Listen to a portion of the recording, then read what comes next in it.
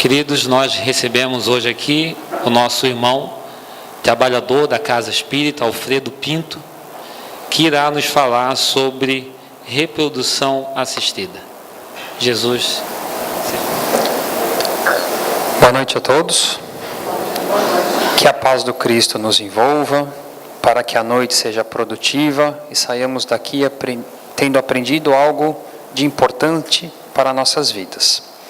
Hoje vamos falar sobre reprodução assistida e dar uma leve pincelada sobre a questão da adoção, que está atrelada e é do interesse de quem tem problemas para a reprodução natural. Os nossos objetivos para a noite são conceituar infertilidade e reprodução assistida, que em muitos momentos vamos falar simplesmente RA, para não ficarmos repetidamente dizendo os termos reprodução assistida. Falaremos sobre implicações éticas e morais da RA à luz da doutrina espírita, sobre as motivações da maternidade e da paternidade e, finalmente, veremos a questão da adoção como alternativa ao problema da infertilidade. Então, conceito de reprodução assistida. As técnicas de reprodução assistida têm o papel de auxiliar na resolução dos problemas de reprodução humana, facilitando o processo de procriação. Então, quando um casal não consegue engravidar pelos métodos naturais, pode lançar mão do que a ciência, das várias técnicas que a ciência lhe coloca à mão, para conseguir levar uma gravidez com bom êxito. E o que é definido infertilidade? Como considerar, como fazer o diagnóstico que um casal está infértil? O Conselho Federal de Medicina diz que o casal que não consegue engravidar espontaneamente após 1 ano ou após 6 meses, se a mulher estiver acima dos 35 anos, é considerado infértil. Notem, importante a questão da idade da mulher no casal. Então, se a mulher tem até 35 e o casal está há 1 ano tentando engravidar sem fazer uso de métodos contraceptivos e não obtiver uma gravidez naturalmente, são considerados inférteis. E se a mulher estiver acima dessa idade, 6 meses já é considerado infértil. Mais para frente vamos explicar por que dessa importância da questão da idade da mulher. Procurando as causas da infertilidade, tem-se que 30% estão na mulher, 30% estão no homem, 20% é conjunta e 20% não tem explicação. A ciência não consegue determinar por que o casal não consegue ter filhos. Visto dessa forma, fica tudo muito frio, muito gelado. Quando, na verdade, a gente tem que ver que isso é um problema muito sério do casal. Quem conhece ou quem já passou por uma situação dessa, vê que é uma temática que o casal lida com dificuldade. E o que o Espiritismo nos ensina? Que as dificuldades que a vida nos propõe, elas são, na verdade, presentes, para que cresçamos, nos fortalecemos, aprendamos mais com o exercício que vamos ter que fazer para vencer esta dificuldade. Então, num caso de infertilidade, este problema pode tornar o casal mais unido, mais próximo, podem crescer em apreço um pelo outro, ou pode dissolver o casal. Pode ser um problema que, se mal lidado, acaba numa separação. Então, sempre que nós formos falar aqui, talvez a nossa fala, talvez o texto esteja muito gelado, esteja muito técnico, porque o tema requer, mas não podemos nos esquecer que estamos falando de seres humanos com sentimentos e que, quando enfrentam esse problema, o móvel que os leva a buscar as soluções são muito profundos. E falando um pouco mais sobre a questão da idade na mulher. A idade é o fator mais importante que afeta a fertilidade de uma mulher. Aos 25 anos, a mulher tem 25% de engravidar naturalmente ao mês. e essa probabilidade vai diminuindo naturalmente ao longo do tempo, até que aos 40 anos, essa chance de engravidar naturalmente é menor do que 5%. É uma característica biológica da mulher, né, que com o passar do tempo ela vai tendo menos óvulos e esses vão tendo menor qualidade, tornando mais difícil e menor a probabilidade de uma gravidez com êxito. Juntemos esse fator com a emancipação feminina. Atualmente, a decisão de ter um filho é postergada. Primeiro vem a vida acadêmica, depois vem a vida profissional, para só depois se pensar em ter um filho. Na época das nossas avós, antes, várias décadas atrás, como era isso? As mulheres eram programadas para serem mães. A formação que tinham em casa era para que, chegando a determinada idade, saíssem, formassem suas famílias e fossem mães e esposas. Hoje em dia já não é assim. A mulher tem outras prioridades, outras ideias antes de pensar em ser mãe. Isso é bom ou é ruim? Pode ser bom, pode ser ruim. Como linhas gerais, a emancipação feminina é algo de muito positivo, muito proveitoso. Por quê? Porque promove, né, a igualdade entre os gêneros. Mas, falando do ponto de vista técnico, essa questão de se postergar a decisão de ter um filho, aliado àquele ponto que nós falamos, que quanto maior a idade, menor a probabilidade de uma gravidez, faz com que se aumente a procura por tratamentos de reprodução assistida.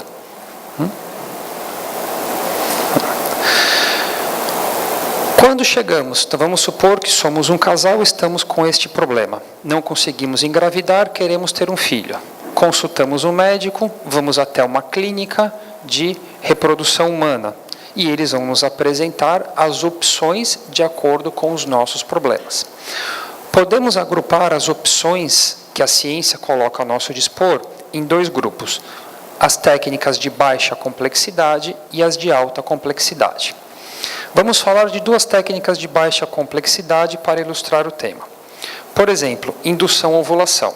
Então, imaginemos que o casal chegou ao médico, fez os testes e que concluiu-se que não estavam conseguindo engravidar porque a mulher não estava ovulando adequadamente. Faça, então, um tratamento hormonal, corrige-se o problema, a mulher ovula e tem filho. Ou, vamos dizer que, quando foram fazer os exames, chegou-se à conclusão que o problema estava no homem, naqueles 30% do homem, que o homem tinha espermatozoides em quantidade pequena e ou com pouca mobilidade. Então, o que se faz é uma coleta desses gametas, um enriquecimento para uma posterior inseminação artificial. Essas técnicas de baixa complexidade, elas não têm maiores implicações ético-morais, porque elas não envolvem nem manipulação genética e nem a criação de embriões. Essa sim, tanto a manipulação genética quanto a criação de embriões, elas têm consequências, elas requerem que nós nos posicionemos e analisemos entre certo e errado, quero, não quero, faço, não faço. Então, nós vamos nos ater a estudar mais sobre elas hoje à noite.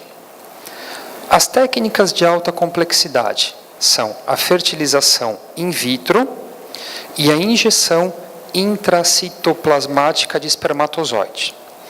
A fertilização in vitro é uma técnica onde, feita a coleta dos gametas masculino e feminino, espermatozoide e óvulo, eles são juntados e aleatoriamente, como aconteceria no corpo da mulher, eles vão formando embriões.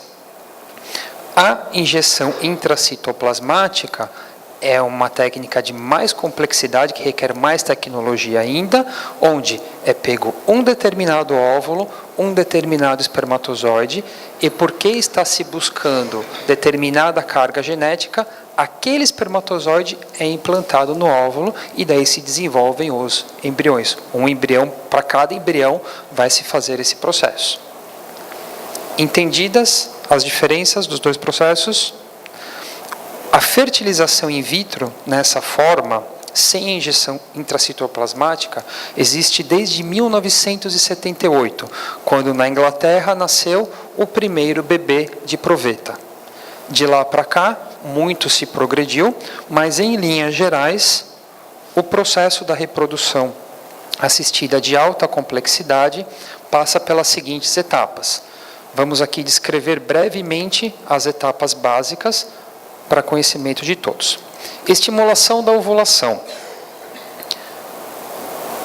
A ovulação natural que a mulher tem mensalmente não é suficiente para as técnicas de reprodução assistida. Precisa-se estimular hormonalmente a mulher para que ela produza mais óvulos. É feita, então, coleta dos gametas masculino, espermatozoide, e feminino, óvulos. Depois é feita a fertilização de um dos dois métodos que acabamos de falar, e após essa fertilização é feito o teste dos embriões. Aí começam as nossas dificuldades. Esses embriões são testados para doenças genéticas ou para compatibilidade. Compatibilidade vamos aprofundar daqui a pouco quando falarmos dos irmãos salvadores. E doenças genéticas. Então, eu e a minha esposa não estamos conseguindo engravidar, fomos à clínica de reprodução, né? Eles vão colher eles vão formar tantos embriões quanto eles conseguirem, porque é um processo caro, é um processo que tem algum risco e traz desconforto para a mulher. Então, essas primeiras etapas, eles tentam formar tantos embriões quanto possíveis, porque a técnica toda, a despeito de toda a tecnologia usada, ela tem uma taxa de sucesso baixa, de 25% a 30%. Então, pelo custo e pela baixa taxa de sucesso, você produzindo mais embriões, aqueles que não são utilizados na implantação, eles podem ser congelados para um uso posterior. Então, e quando os embriões são ali testados? Se aparecem alguns embriões que trazem síndromes genéticas, como, por exemplo, uma síndrome de Down. O que os médicos fazem com esses embriões? Descartam. Os médicos não implantam um embrião que, a priori, eles já sabem, portador de uma carga genética com doença. E aí? Está certo isso? Eu posso fazer isso? No segundo dilema da compatibilidade, nós já vamos entrar.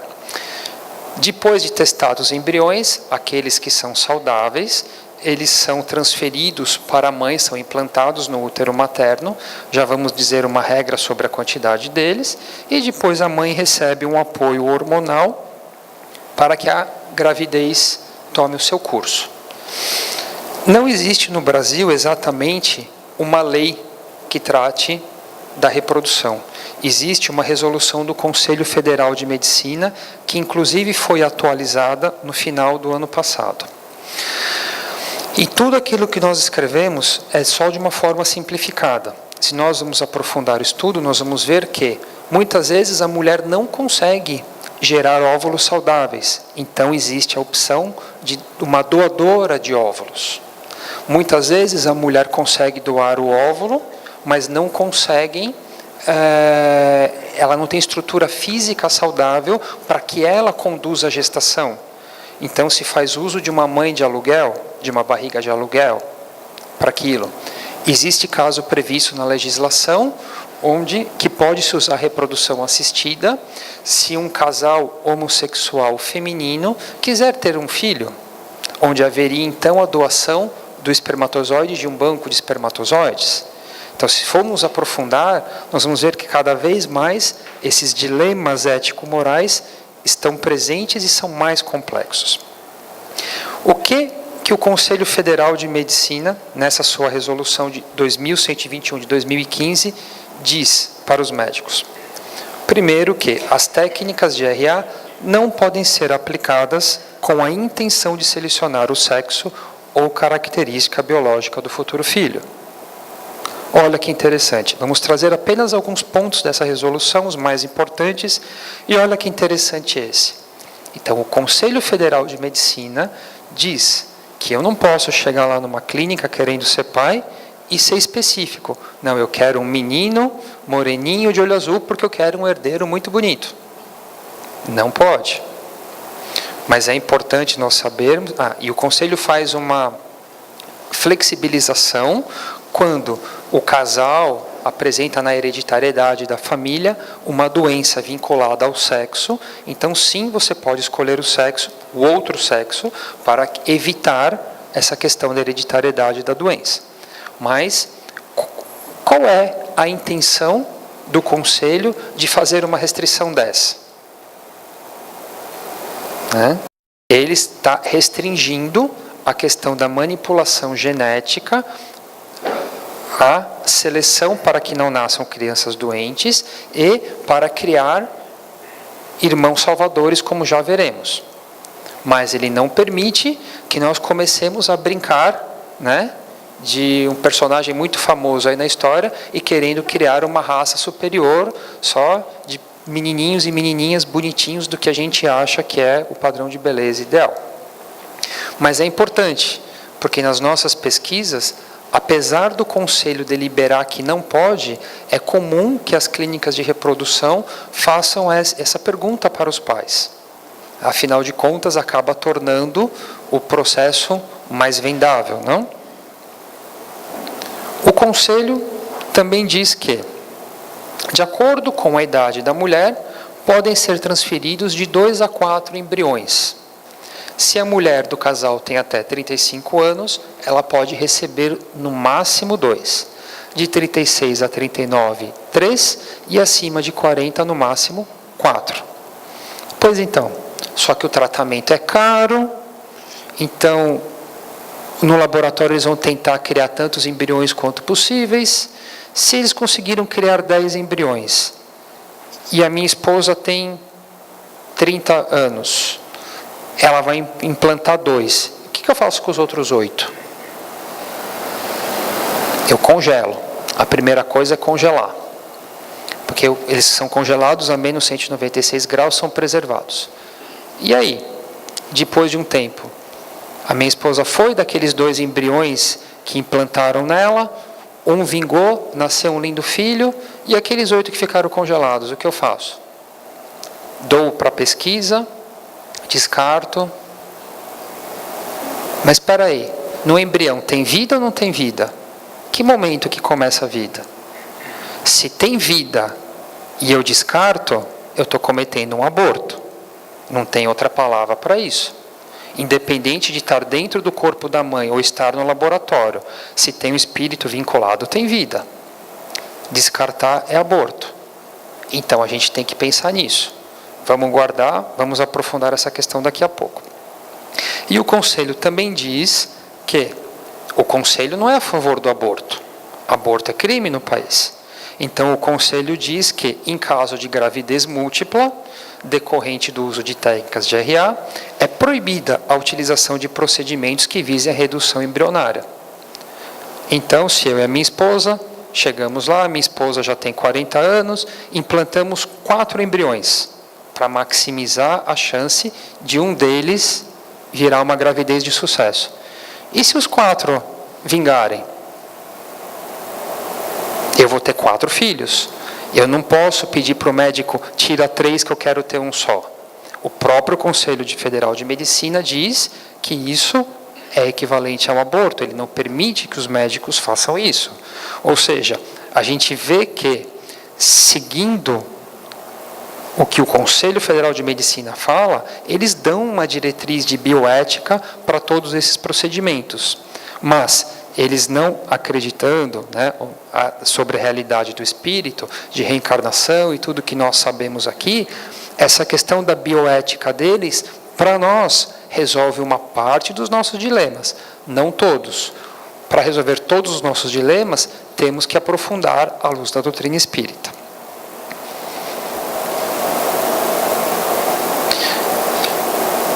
O Conselho diz que os embriões criopreservados com mais de 5 anos podem ser descartados ou doados para pesquisa, se essa for a vontade do paciente. Esse prazo de 5 anos ele não tem muita fundamentação científica, porque há casos internacionalmente documentados de um embrião que estava congelado por 13 anos, foi implantado e deu origem a uma criança.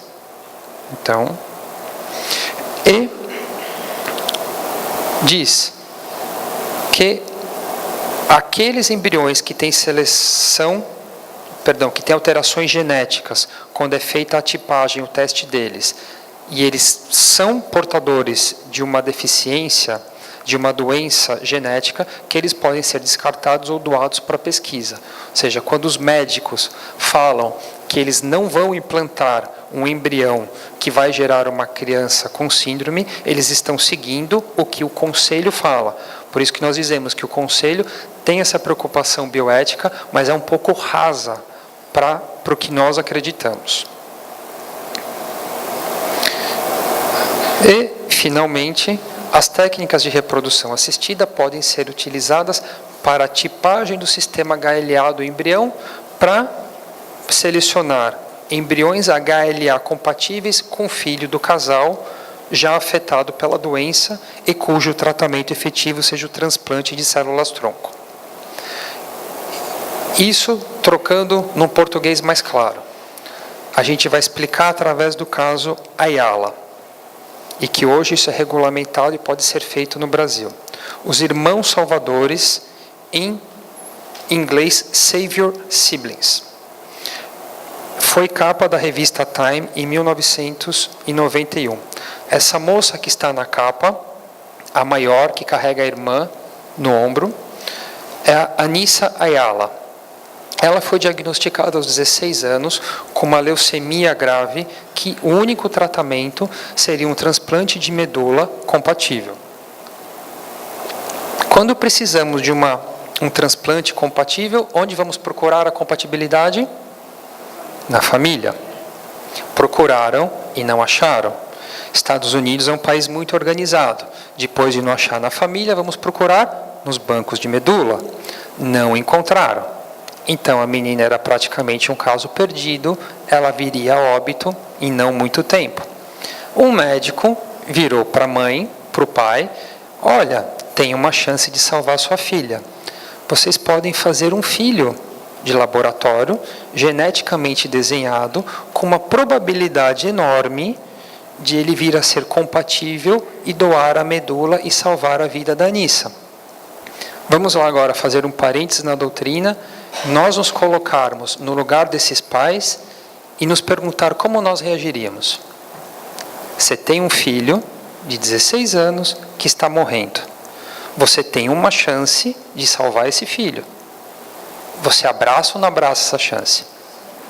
Parece ser muito claro, né? Quem é pai normalmente vai dizer claro, né? Que abraça. Eu também faria isso. Mas vamos ver mais para frente o que aconteceu. Esse caso, ali na própria capa diz, né, que é uma história de milagres e de dilemas morais. Teve muita discussão sobre isso. Eles foram, fizeram, nasceu a Marissa, que é a menininha. Hoje ela já está bem, já acabou a faculdade, a irmã dela continua viva e foi uma bela história de sucesso. E nós aqui da doutrina pensando, a gente até para e pode pensar numa hipótese, né? Poxa, de repente essa menininha que nasceu, ela já tinha um bom débito com a irmã e aceitou, topou vir aí para ser uma doadora de medula, para passar por tudo isso e já resolveu um bom tanto da dívida que ela tinha com a irmã. Pode ser, não pode?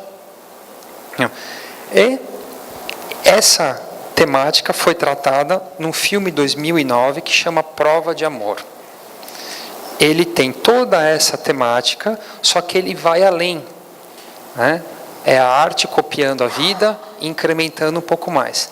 Aquele primeiro transplante de medula não resolve o problema da filha mais velha. E daí, por anos e anos a fio, a filha mais nova fica trabalhando como uma fábrica de autopeças, né? Ela fica se submetendo a novos procedimentos cirúrgicos dolorosos, ela se priva de uma vida social normal para continuar constantemente salvando a irmã. Agora nós refazemos a pergunta. Como pais, agora eu tenho 2 filhas. crescidas. A vida de uma depende do sofrimento da outra. E aí? Agora o dilema já não é mais tão claro, né? Agora a complexidade moral desse assunto já é um pouco mais elaborada. É certo eu submeter uma filha que eu amo por constantes sofrimentos para ficar tentando salvar a outra? Então, esse filme, nós não vamos aqui fechar nenhuma questão nesse assunto. Assistam um filme que enriquece bastante esse assunto. E afinal de contas, Espiritismo é a favor ou contra a reprodução assistida? Espiritismo é uma doutrina, é uma filosofia progressista que apoia o progresso científico. A ciência está aí para nos servir, só que esse progresso científico ele tem que ser pautado dentro de uma ética e moral muito clara e não tão flexível quanto a do Conselho. Por tratarmos da realidade do espírito, consideramos este a sua existência ao nos posicionarmos perante a ciência. As duas perguntas importantes. O que fazer com embriões não utilizados? E podemos interferir na hereditariedade? Sobre os embriões. Quando começa a vida? Questão 344 do Livro dos Espíritos diz que a união começa na concepção, mas só é completa por ocasião do nascimento. Desde o instante da concepção, o espírito designado para habitar certo corpo, a esse se liga por um laço fluídico, que cada vez mais se vai apertando até o instante em que a criança vê a luz. Ou seja, está dizendo que naquele embrião que eu juntei, espermatozoide e óvulo, que ele começa a se desenvolver, se multiplicar, que ali tem um espírito ligado.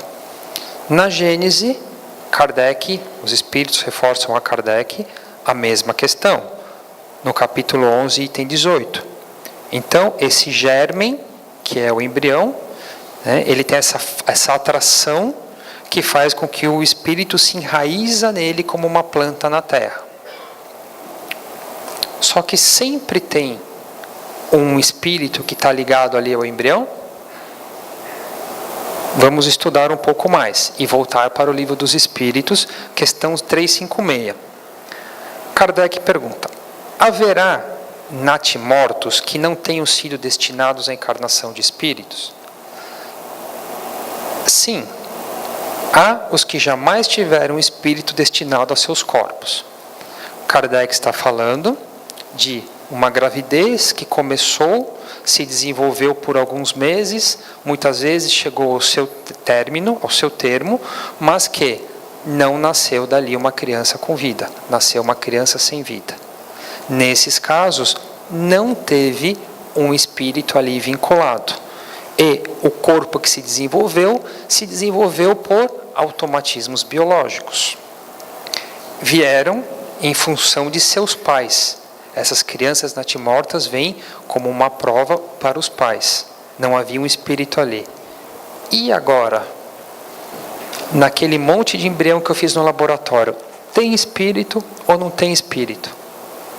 Se não tem espírito, eu posso descartar como o resto de uma experiência de laboratório, sem maiores problemas. Se tem espírito e eu descartar, eu estou cometendo um aborto.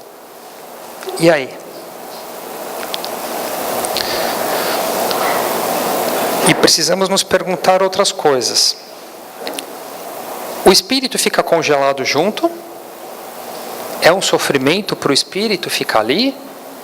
5 anos a menos 196 graus? Ele sofre frio? É uma pena? Não, não é uma pena. Não devemos nos preocupar com isso. Realmente a nossa preocupação central é se existe um espírito ali ligado ou não. Porque é a questão dele estar preso ali. Primeiro, que a doutrina nos ensina que ele não necessariamente está preso ali. né? Quanto maior a envergadura do espírito, maior a sua capacidade de estar ligado, estar participando do processo de divisão celular e desenvolvimento do embrião e estar alhures fazendo o que lhe compete fazer. Certo? Primeiro, então, que ele não necessariamente está preso ali. E segundo, vamos conversar. Se ele estiver ali congelado, é tão ruim ficar ali congelado? Ele não vai estar sentindo frio. Ele vai estar hibernando ali. Então, vamos só pensar numa hipótese. Estou eu, bonitão lá no umbral, por uns 100 anos já. Aprontei um monte. Estou lá sofrendo o que eu aprontei aqui na Terra. Depois de 100 anos lá, o pessoal fala, foi difícil achar um casal para te receber lá, mas a gente achou. Só que esse casal está com dificuldade para você nascer. Já tentaram várias vezes, não conseguiram. A gente vai te colocar lá no laboratório congelado por 5 anos até você nascer. Eu vou pensar comigo, bom, já estou há 100 anos aqui no umbral, não tenho muita opção. Entre ficar aqui sofrendo ou ficar no laboratório congelado para depois nascer, estou nessa. Alguém aqui ia preferir ficar no umbral? Então, vamos focar a nossa dúvida na questão do ter um espírito ali ou não. A doutora Marlene Nobre nos diz que, no embrião, temos uma obra divina e devemos respeitar a obra do Criador. Enquanto não tivermos experiências que comprovem se há ou não um espírito ligado ao embrião, nós não aceitamos as experiências com células tronco embrionárias. Nós temos pouca literatura espírita que fala sobre reprodução humana, reprodução assistida, exatamente, mas muito que fala sobre as pesquisas com célula-tronco. Então nós emprestamos algo da célula-tronco que está falando do embrião, que serve para nós para o mesmo fim. Então, é uma ideia para nós termos em conta, né? Na dúvida de saber se ali tem ou não tem um espírito vinculado, nós não devemos destruir e devemos dar um fim útil, né, que seria ao que ele veio, que seria a gestação, para aquele embrião que está ali. Então, antes de decidir pela RA, precisamos já nos fazer esses questionamentos morais antes, e se optarmos pela reprodução assistida, pensarmos exatamente, né, e no que eu vou fazer com um monte de embrião que for gerado ali. Será que eu não poderia pedir para fazerem menos embriões? Será que eu não poderia congelar só óvulo e depois fazer intracitoplasmática, uma por vez?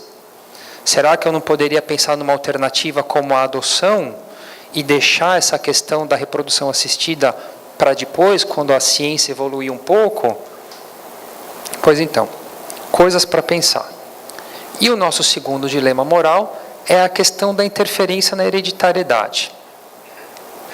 O perispírito, na condição de modelo organizador biológico, ele interfere no DNA, na formação lá do embrião, para gerar o corpo que eu preciso. Na hora que eu vou e não implanto os embriões que trazem uma má formação congênita, que trazem uma doença hereditária, o que eu estou fazendo para aquele espírito? Eu não estou tirando uma oportunidade de crescimento para ele? Para a doutrina espírita, um filho que traz uma síndrome genética, ele é um pesadelo, ele é uma dor, ou ele é um presente? É um presente, porque a dificuldade, a doença, ela é uma alavanca de progresso, tanto para o reencarnante, como para a família que o acolhe. É uma forma de redenção, não é assim? Então, por que querer descartar os corpos doentes? E olha o que Joana de Ângeles, em Dias Gloriosos, diz para nós. Ela fala da inocuidade desse procedimento. Fosse possível o melhoramento da constituição genética e as ocorrências de dificuldades estabelecidas porque necessárias ao espírito, se manifestariam posteriormente como acidentes, doenças imprevistas, marcando os que se encontram em débito e não podem fugir de si mesmos, nem da justiça equânime. Ou seja, aquelas situações que eu preciso enfrentar para o meu progresso, eu vou ter que enfrentar. E se nós, através da manipulação genética, conseguirmos tirar algumas dificuldades do caminho, elas vão aparecer num outro momento, numa outra proposta, de uma outra forma. Certo? Alguém discorda? Então vamos lá. Quando nós temos um filho, aqueles que não têm dificuldade na reprodução, muitas vezes o filho vem por acidente, sem pensar, falhou a pílula, eu não estava querendo o filho já, queria daqui a pouco, acabou vindo.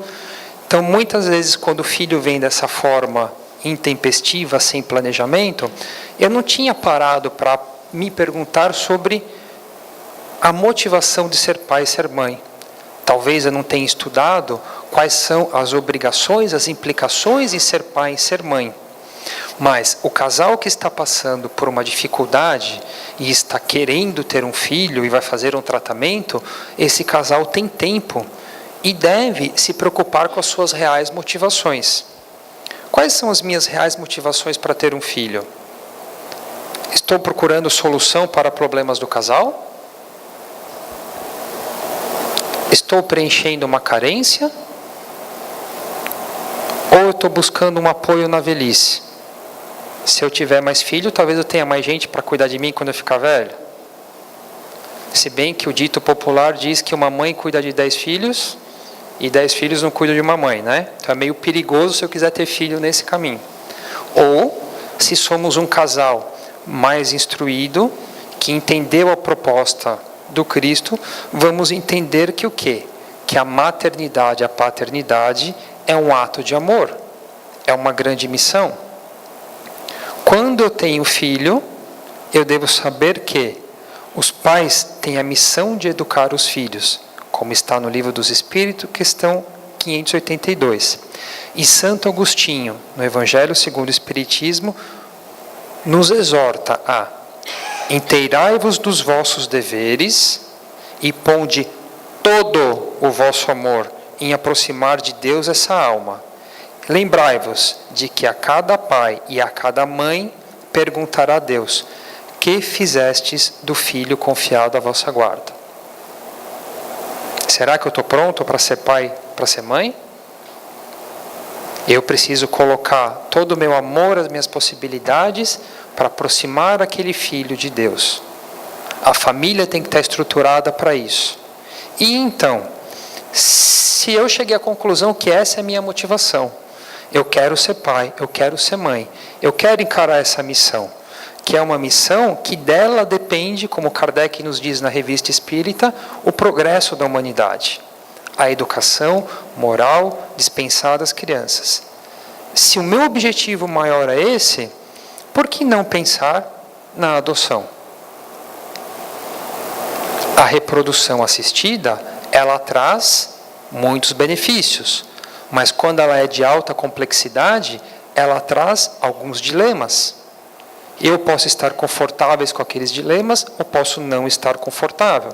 Se eu não estiver confortável, por que não pensar na adoção?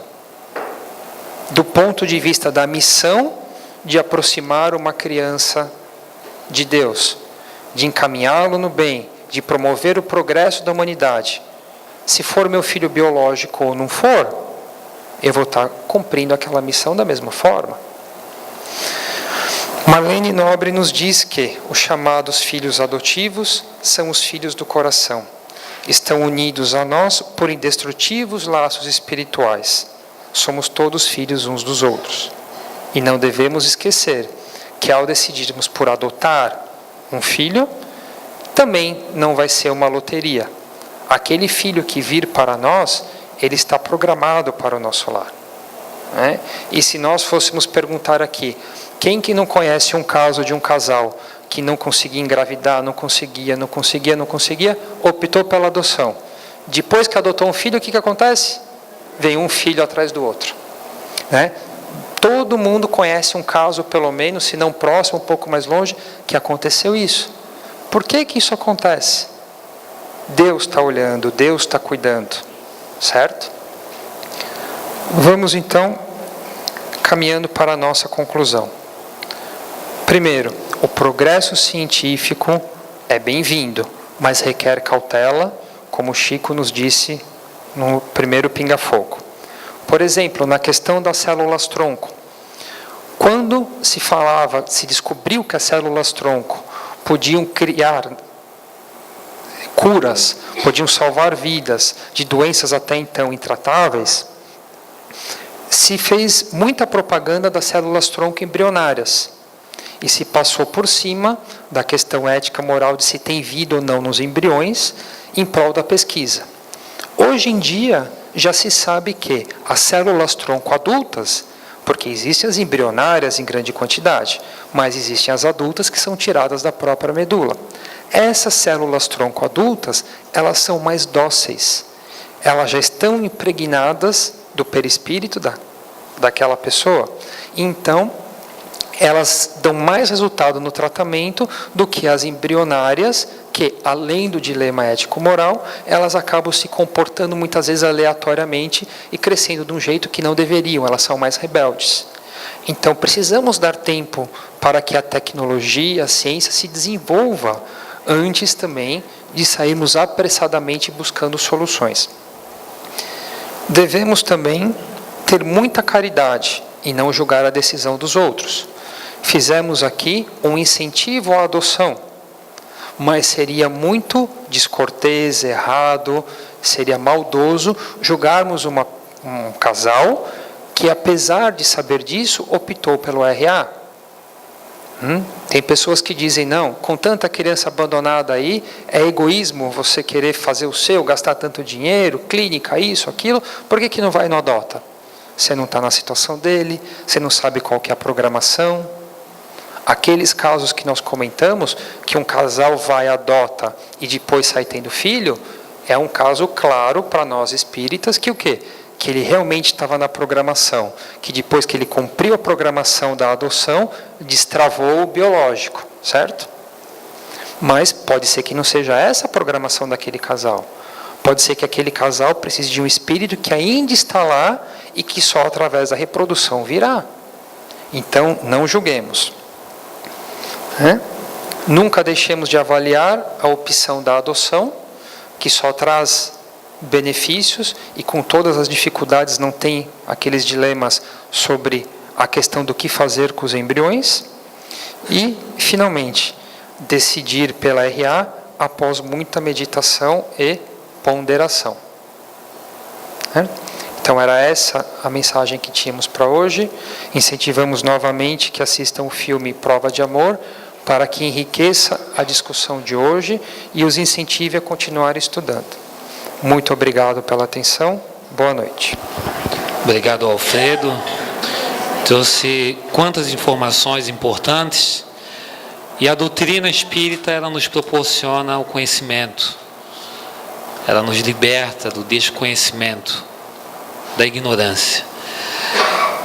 E refletimos, Alfredo, o quanto as nossas decisões podem causar reflexos.